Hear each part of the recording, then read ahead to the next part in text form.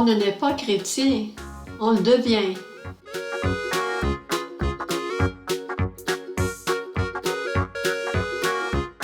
Le nom de chrétien apparaît la première fois au 1er siècle après Jésus-Christ, dans l'église d'Antioche. Ce mot vient du grec Christianos, qui signifie disciple de Christ.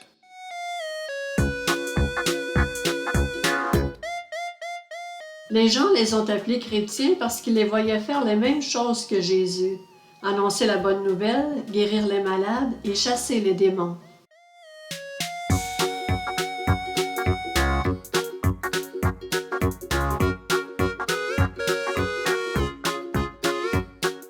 Aujourd'hui, on appelle chrétien quelqu'un qui est né dans une famille chrétienne ou qui va le dimanche à la messe ou au culte. Mais la plupart du temps, celui qui se dit chrétien est bien loin de ce que Jésus et ses disciples faisaient. Jésus n'est pas venu créer une nouvelle religion, mais il est venu faire des disciples pour leur faire faire les mêmes choses que lui.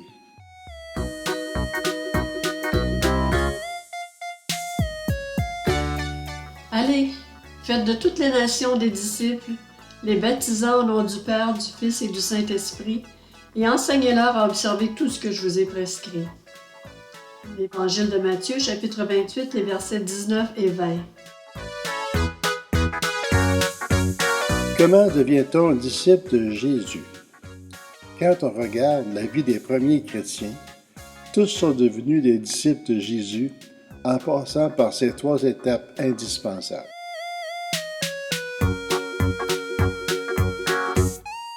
La repentance et la foi en Jésus-Christ. Le baptême d'eau par immersion.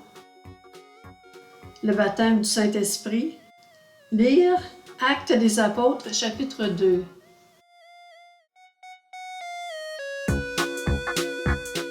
La repentance et la foi en Jésus-Christ.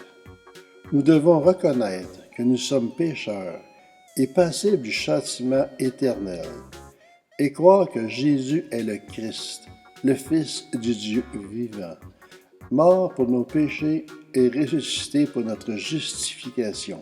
Lire l'Évangile de Matthieu chapitre 13, versets 16 et 17, et Romains chapitre 3, versets 23 et 24.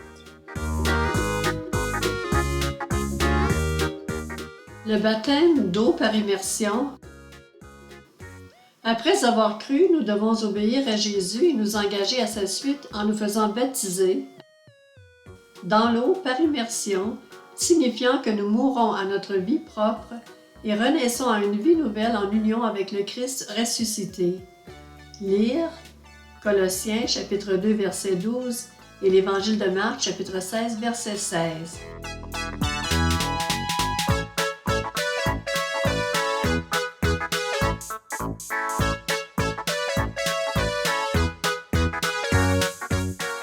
Le baptême du Saint-Esprit.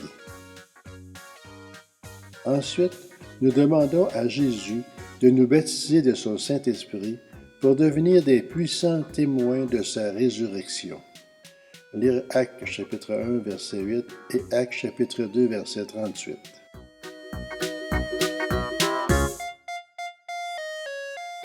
Si vous voulez un jour rencontrer Dieu le Père, il faut suivre Jésus et devenir son disciple. Jésus a dit « Je suis le chemin, la vérité et la vie. Nul ne vient au Père que par moi. » L'Évangile de Jean, chapitre 14, verset 6.